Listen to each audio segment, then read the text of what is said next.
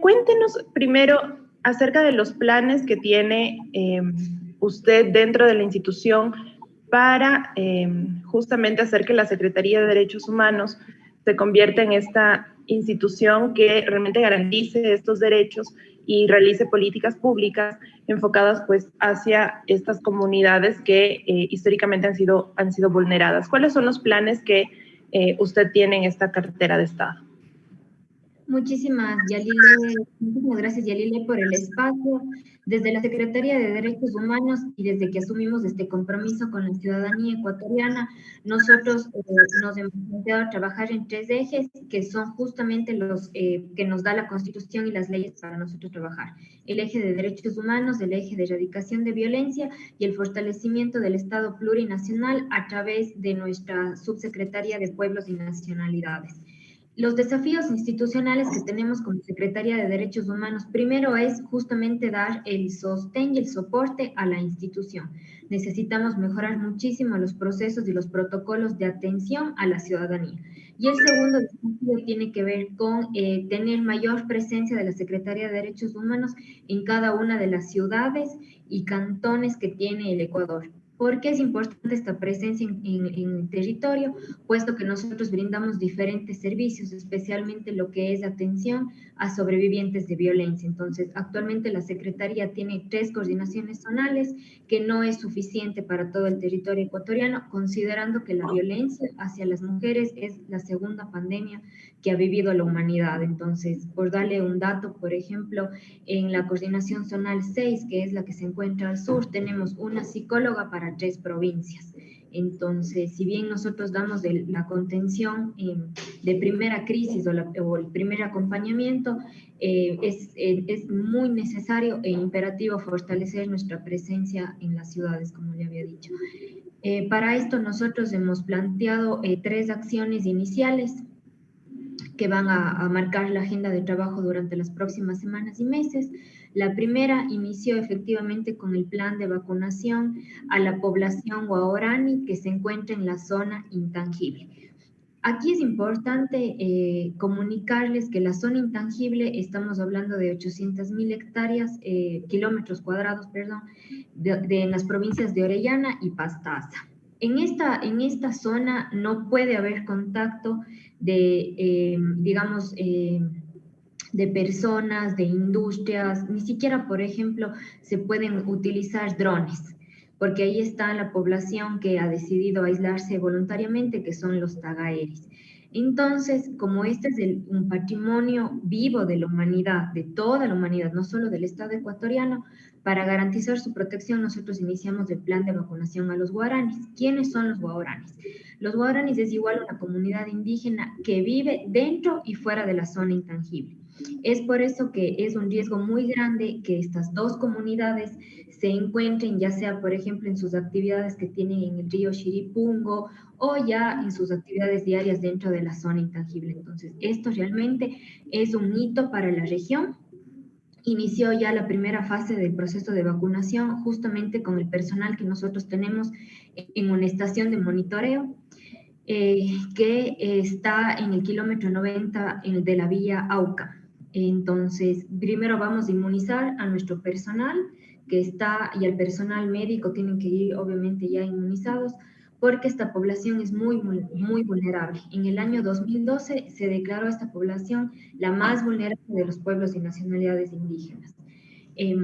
Y vamos a ir trabajando así. Yo me voy a ir a un pilotaje que vamos a hacer de la logística y ya cuando sea la fase de vacunación, realmente la misión va a ser muy pequeña porque este territorio es muy sensible. La presencia de las personas de la ciudad puede poner en riesgo a los pueblos en aislamiento voluntario. Y los otros 2 ejes que le había comentado es, nosotros vamos a, como le decía, vamos a mejorar los canales de atención a los sobrevivientes de violencia. Estamos ya trabajando en la incorporación de un plan piloto, de un centro violeta que le hemos denominado, pues justamente por la simbología que tiene con el 25 de noviembre, con los movimientos de mujeres que han trabajado por una vida libre de violencia, y este centro tiene que ser de atención integral. Lo que buscamos es optimizar todos los servicios que tiene el Estado ecuatoriano, y aquí es importante mencionar que la competencia de la Secretaría de Derechos Humanos es articular el Sistema Nacional de Erradicación de Violencia, en donde están las 22 instancias. Entonces, esperamos ya en las próximas semanas poner en marcha este pilotaje. ¿Y por qué lo hemos decidido así? A mí me gustaría contarle, Yalile, que a lo largo de mi vida yo he trabajado por diferentes funciones. Yo empecé a trabajar antes de ser abogada, desde que estaba en los primeros años. Entonces yo pasé por la unidad de víctimas y testigos de la Fiscalía Provincial de la SUAY, por el Consejo de la Judicatura, por la función judicial. He llevado procesos con la fundación que tenía de acompañamiento a víctimas, he participado en proyectos de investigación, y justo uno de ellos fue un modelo de atención a sobrevivientes de violencia. Entonces, al haber tenido todas estas experiencias y haber estado en contacto directo con los sobrevivientes de violencia, nos ha permitido tener una visión de qué es lo que se necesita, y nosotros esperamos contar con el esfuerzo de todas las instituciones del Estado, porque esto, combatir la violencia o ganarle a la violencia, es un trabajo articulado de todas las funciones del Estado y de la sociedad. Entonces, aquí siempre yo hago un llamado a que colaboremos todas las instituciones, y también con este punto nosotros queremos ya poner en funcionamiento el Registro Único de Violencia, porque para hacer una correcta política pública de erradicación y de prevención necesitamos datos, necesitamos georreferenciación, necesitamos inteligencia artificial, necesitamos sistemas de alerta temprana para poder, por ejemplo, identificar en dónde una mujer ha recibido amenazas, cómo tenemos que movilizar lo que en la teoría se llama prevención primaria y secundaria de estos delitos. Entonces, esos son algunos de los desafíos que tenemos como institución, y son las primeras acciones, junto con una última que nosotros como equipo de la Secretaría de Derechos Humanos la diseñamos un poco antes de asumir funciones, porque aquí me gustaría resaltar el compromiso humano que tiene el equipo técnico que me está acompañando en la Secretaría de Derechos Humanos, y es por eso que estamos haciendo una reingeniería de la Secretaría para justamente tener una subsecretaría de diversidades, y de esta forma institucionalizar la política pública para prevenir todo tipo de violencia y discriminación hacia la comunidad LGBTIQ+. Esto es un esfuerzo institucional muy importante, porque no vamos nosotros a afectar el presupuesto general del Estado, y por eso es que resalto aquí muchísimo el compromiso del equipo humano que me está acompañando, porque esto nosotros lo hacemos con total voluntad, con total entrega, porque es lo que además se necesita, es una deuda histórica que tiene el Estado ecuatoriano. Secretaria, quiero topar tres temas que usted ya nos ha dicho en la primera respuesta. Primero, sobre el tema de la violencia en contra de la mujer. Cuando usted fue presentada como parte del gabinete, el presidente la comprometió con el tema de los femicidios. La estrategia que usted nos ha contado sobre estos centros integrales de atención también tienen como objetivo llegar a cumplir con ese mandato, digamos, que le dio el presidente de tratar de eliminar los femicidios. Sí, justamente el femicidio es uno de los delitos 100% prevenibles cuando toda la estructura del Estado funciona. ¿A qué me refiero con esto? Cuando salud garantiza sus servicios de educación, brinda las oportunidades para que las mujeres puedan terminar la escuela, el colegio, alcanzar la universidad, cuando desde el ente rector del trabajo se quitan todos los nudos o todas las dificultades que las mujeres le atraviesan para estar en el mercado laboral. Cuando la sociedad también cambia y transforma los paradigmas culturales que tiene. Entonces, cuando trabajamos en todos estos ejes, el femicidio es 100% prevenible, porque la violencia va escalando. Entonces, ahí podemos nosotros tener diferentes niveles de intervención. Y es por eso que tenemos que trabajar de forma articulada con todas las funciones del Estado. No hay ni una sola que no tenga que ver con la violencia. Por ejemplo, en el deporte, la participación de las niñas desde chiquitas en el deporte hace que realmente cuando crezcan con seguridad, con empoderamiento, y de eso les permita participar en otros espacios de la vida. Mujeres en la ciencia, niñas en la ciencia. Entonces, todas estas aristas tenemos que ir trabajando en la Secretaría de Derechos Humanos. La Secretaría de Derechos Humanos tiene esta responsabilidad de articular. Entonces, los centros Violeta, que es un modelo piloto, tiene que ver con un eje que es ya la atención, cuando el delito ya se ha dado o la contravención ya se ha dado.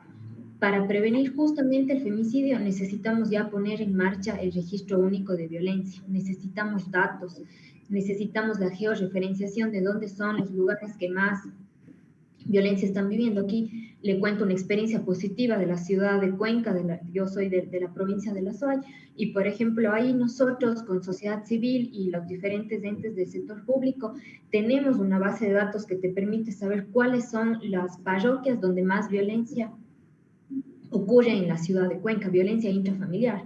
Y luego cruzamos esas variables, por ejemplo, con variables de pobreza, incluso con variables sobre contagio del COVID. Entonces, esto nosotros como ente rector de la política pública nos da la luz y la claridad para saber cómo tenemos que intervenir. Sobre justamente la subsecretaría de diversidades de la que conversaba y también sobre este registro necesario, por ejemplo, para el caso de violencia en contra de la mujer. Tuve la oportunidad de conversar con algunos activistas de la comunidad LGBTIQ+, y ellos hablaban también de la importancia de un registro para los crímenes de odio, porque existe todavía, digamos, no hay esta buena clasificación. Entonces, por ejemplo, si una mujer trans es golpeada por ser una mujer trans, cuando va a la fiscalía a presentar la denuncia, digamos, lo registran por lesiones y no por crimen de odio.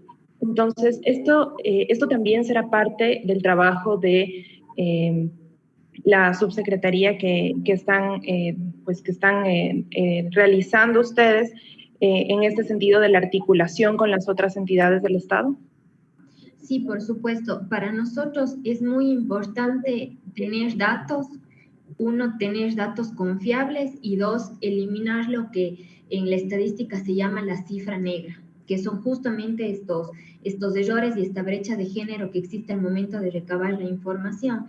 Y aquí tenemos que hacer un trabajo muy grande también con todo el eje de justicia. Necesitamos hacer un trabajo de sensibilización a los operadores de justicia, porque este tipo penal ya está vigente en el Ecuador y sin embargo podemos ver que la aplicación ha sido bastante complicada.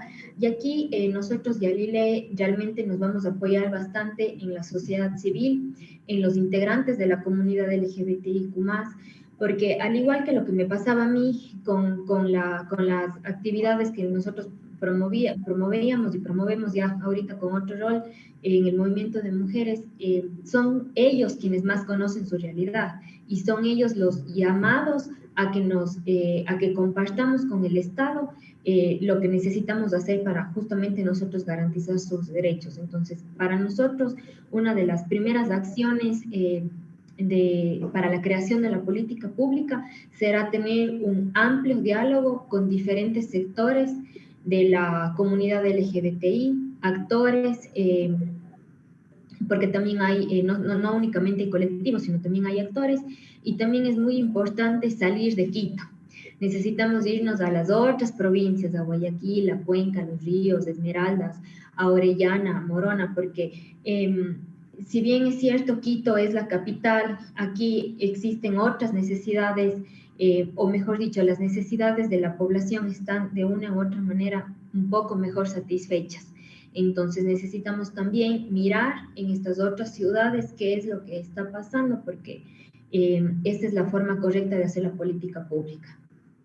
Entonces, hablando de la reingeniería que usted me contaba, ¿podría un poco detallarnos más acerca de esta función y sobre todo del equipo humano, técnico que trabaja con usted en esta reingeniería de la Secretaría, que como le digo va a ser una de las instituciones donde los ojos estén centrados? Sí, bueno, yo siempre agradezco la observancia permanente que hacen los diferentes activistas de derechos humanos, organizaciones de la sociedad civil, porque justamente ese es su trabajo, vigilar al Estado, y desde este rol en el que hoy me encuentro, siempre le he manifestado mi predisposición a construir puentes de diálogo y de encuentro. Y con respecto a la subsecretaría de diversidades, es un proceso que toma tiempo, no es que de la noche a la mañana se crea, eso nosotros tenemos que pasar por un proceso en la Secretaría de Planificación, por el Ministerio de Trabajo y por el Ministerio de Finanzas. Nosotros esperamos que en menos de 180 días ya esté la subsecretaría, digamos, reflejada en el sistema. Sin embargo, nosotros empezamos a trabajar ya la política pública para combatir todos los tipos de violencia y discriminación hacia la población LGBTI desde antes de asumir el cargo. Nosotros hemos planteado ya algunos encuentros con diferentes organizaciones y la persona que estará al frente de esta subsecretaría es un activista también que se llama Felipe Ochoa. Entonces él estará, es parte de la comunidad y él estará liderando este proceso. Entonces, tenemos muchísimos desafíos, pero como yo siempre digo, estos desafíos son la oportunidad de hacer las cosas mejor, acercarnos cada día un poco más hacia el estado en el que todos soñamos. Y estamos caminando con pasos firmes. Estas han sido las primeras acciones que hemos hecho desde la Secretaría de Derechos Humanos. Seguiremos trabajando y espero poder seguirles compartiendo y comentando buenas noticias para todos los ecuatorianos, porque este también es un momento de encontrarnos, de acompañarnos, de crecer y de tender puentes juntos. Y en el caso de la Secretaría de Derechos Humanos, pues es un vínculo directo con la sociedad y sobre todo con los sectores más vulnerables y con quienes el Estado tiene una deuda pendiente muy grande.